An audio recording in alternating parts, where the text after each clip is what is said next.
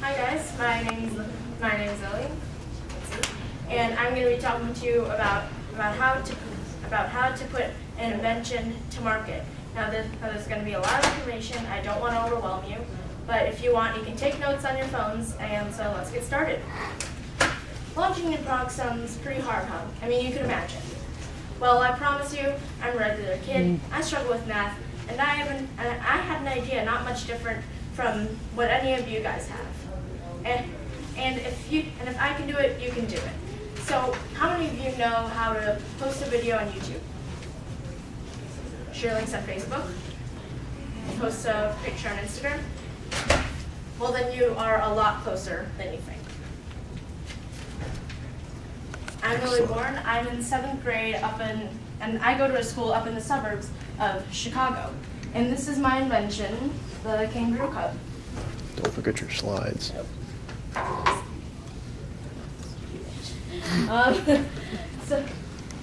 And originally this cup was for my grandfather because he has Parkinson's disease and he spills a lot. And so 2 years ago I founded a manager with, trust me, a lot of help, and I took this product to market. Today I spend most of my time on design work and inventing and doing sales and marketing, all that, and marketing and all that kind of stuff. But please do not ask me questions about taxes or accounting. I'm still learning that, with class in between.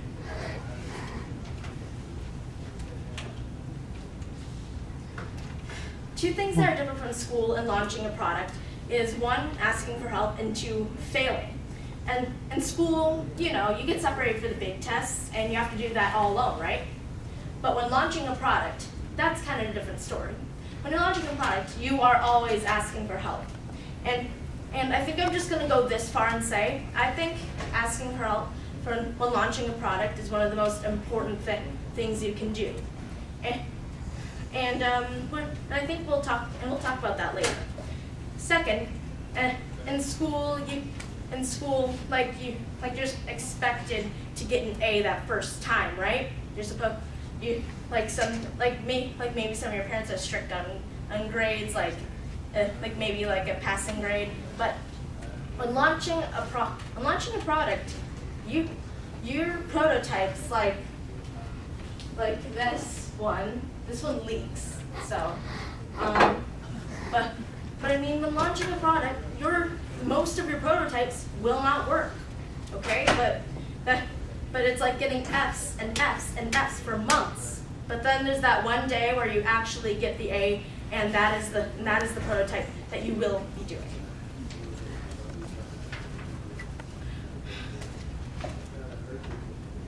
The process is observe, brainstorm, prototype, experiment, iterate, launch, production, and observe all over again. These are the basic steps, and we'll talk about each of those in a second. Observe. My big advice here is to look for something important. I invented a no-spill cup originally for my grandpa and to help him, but it turned out it was a good problem to solve because a lot of people cared about that problem, and a lot of people wanted to help because they felt it was important, right? And you'll see how it really helped me later in the presentation. But it might be more fun, like you can imagine, say, come up with like a new fashion app, or like a messaging app, or really anything that might be fun to a teenager.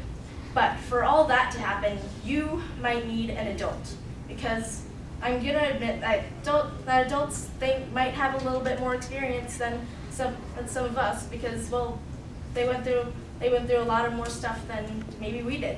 And like a new fashion app and something fun that would be fun to us might not be as important to them.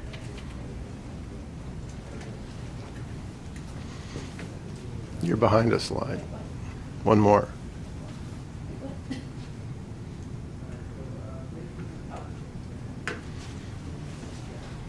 Brainstorm. Look for things in nature. Look for machines around you. How do they work? And simple is better. You see, it might be more fun to come up with like this complicated thing that you feel like, will be awesome and you might be able to do, but it's probably a little bit more complicated. Like, say, Siri comes out of the iPhone to make you an ice cream pie, you see? You can imagine that that would be harder.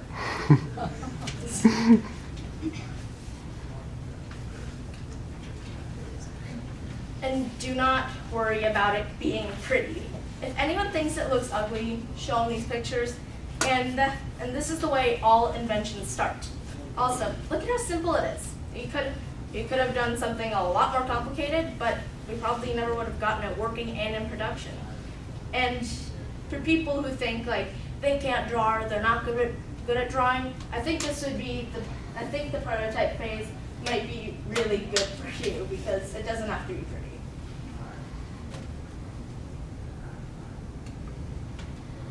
There is no need to get a fancy start.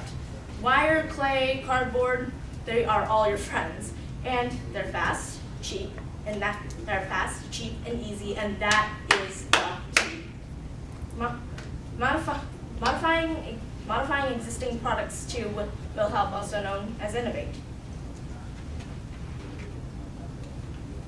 And look at how silly it looks. I used a cup from my grandma's cupboard to make this, and most people aren't used to seeing prototypes because they think that a prototype will look like something that you might buy out of like Target, Walmart, or Best Buy, but that is not the way it works. It takes a long time for it to get to function right, then you make it look pretty, but that's generally the last step in the process.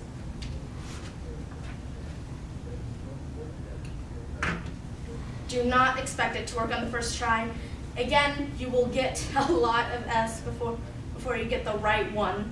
And also get people to help you from around you, such as like a friend, your mom or dad, a sibling, a cousin, an aunt, and uncle. I think you get what I'm saying.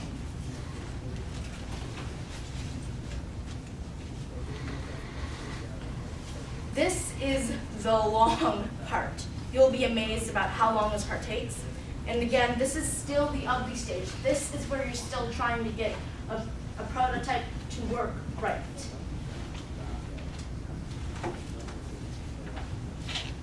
And look at all those. We spent months working on those, and this is just a handful of them. Trust me, there are so many more. And as you can see, they are all still pretty ugly. That one leaked, and we use these for testing to see how easy they would spill or how comfortable they were. The story short, it took a long time. Now it's time to sell.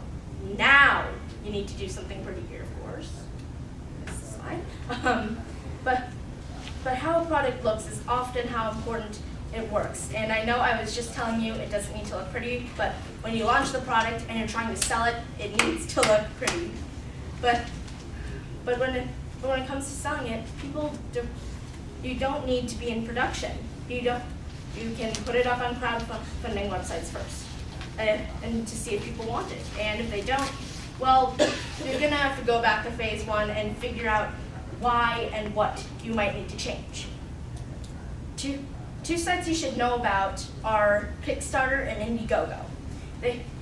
You can post a video, pictures, and a description about your product, even before you're in production, and let people back their product so you can use that money to actually get yourself into production. But let them know that you won't actually deliver the product for months, and only if you raise enough money.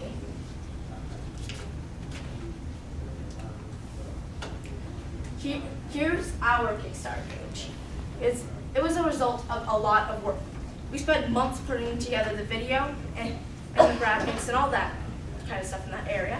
And we sold 10,000 cups and raised over $62,000. How did we succeed?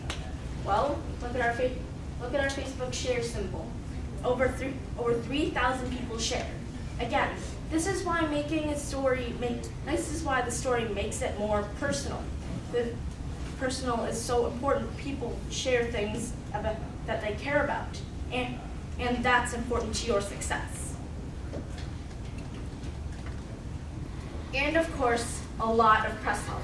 Subject of getting press is a whole new subject itself, but again, the point here is to talk about.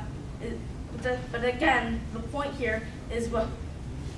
The point here is why it's important to think about the story from the start. The story helps people and reporters understand what you're doing, and the story makes it very personal. It gets people to care not only about your product but about you. And reporters are seeing new products every day, and trust me, they are very, very, very cool. And you need your story for your product to stand out over all the rest.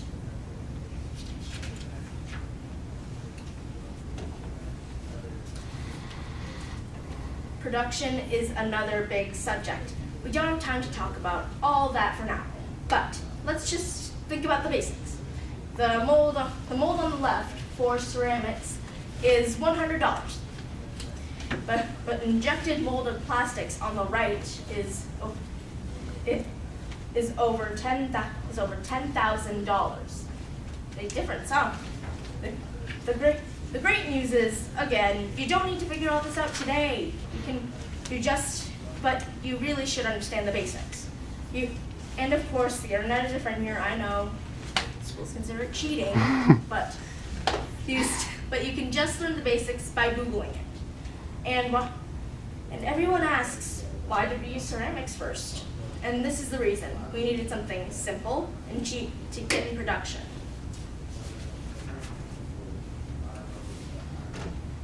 I know this may seem like an awful lot thrown at your face, and it's easy to get overwhelmed, but please know, this is not just me doing this. There are other kids around the world who are doing products just as great, and you're probably already good storytellers on Instagram, Twitter, etc. But just take it one step at a time. That's the way all of us do it. But don't ask if you can do all of it at once. Just ask if you can do this. Pretty simple, huh? And then ask if you can do this. And then that's when you'll learn along the way.